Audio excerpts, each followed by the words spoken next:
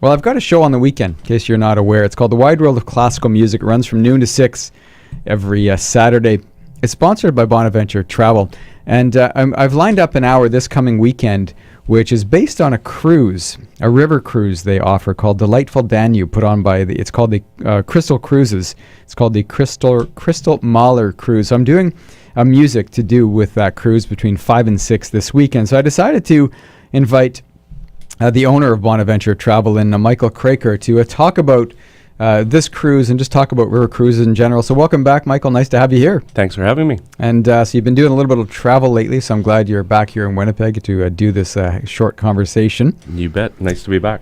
So river cruises. Now, I know that river cruises are hot these days, and I think probably over the last 10 years they've become as popular or almost, I guess, as ocean-going cruises. Why is that? Tell me about river cruises and why they're so popular. Well, it's a more intimate way to see Europe. In my opinion, it's the best way to see Europe because you're going through the heart of the cities and the small towns, and you actually get to experience how it works right in the heart of the city. You disembark right in the heart of the city, as opposed to a big ocean cruise where you're tendered or taken by coach into the city. It could be an hour away.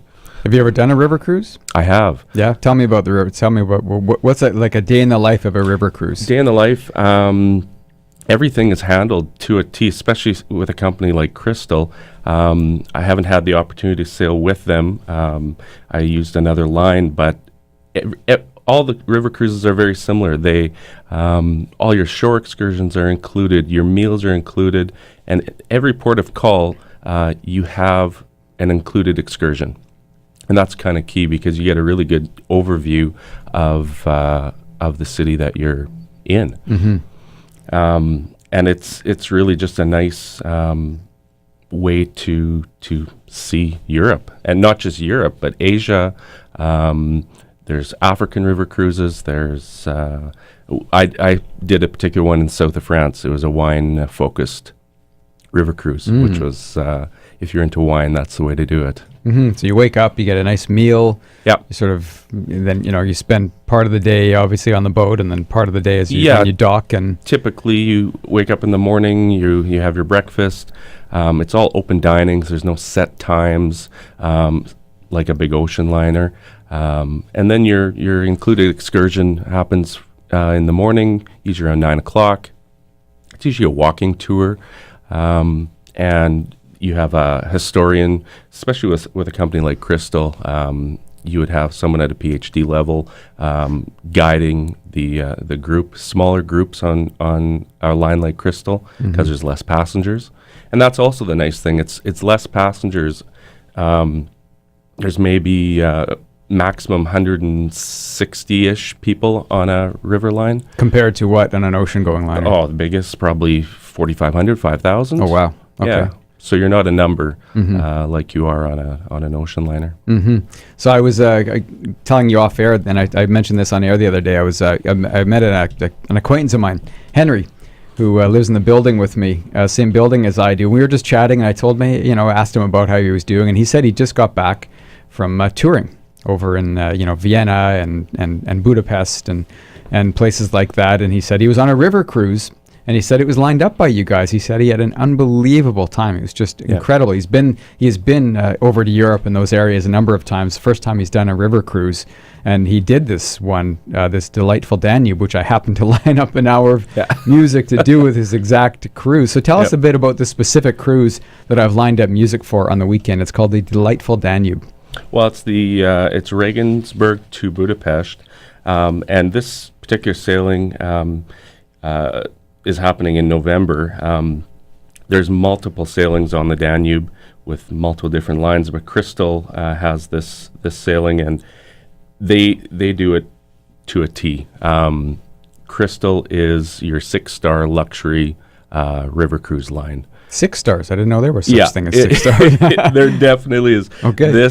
Everything is taken care of. It's your Ritz-Carlton, Four Seasons type accommodations for those clientele that are used to those kind of accommodations. Michelin star dining, all inclusive, and this particular ship on the Mahler is an all suite ship. Which means what? What is it? So that there's an all suite, all butler service as well. So butler will I do can't everything. say I'm used to that. Yeah, most of us aren't, I but don't have a butler living with me. but it is the butler will do everything from unpacking, packing, making shore excursion reservations for you, any type of assistance you need while on board the ship. And their suites are absolutely decked out. They're absolutely gorgeous. And this is a week-long sort of... This is a week-long sailing. Yep. You can do anything from a week to 21 days, I believe, on the river, depending on the routing. All right. Well, I'm going to see Yeah. if I can get a week off. I get a butler and Yeah. everything like that. Someone to unpack for me. It sounds amazing. Yeah, it That sounds amazing. That one is called the Delightful Danube, put on by Crystal Cruises. 7 days. They stop in different places: Germany, Austria, Slovakia, Hungary, and other places all along the way. It looks like a fantastic cruise. I'm in conversation with Michael Kroeker from Bonaventure Travel. We're talking about one specific cruise that I've lined up music in accordance with on my show, The Wide World of Classical Music, this weekend between 5 and 6 o'clock. So again, it's a pleasure to have you back here in the studio. Thank you. Thanks for having Michael. me. And we'll definitely keep an eye out for other cruises. Or we can maybe line up music. Maybe we'll do a South American cruise or something next time. Absolutely. Yeah, an ocean-going cruise.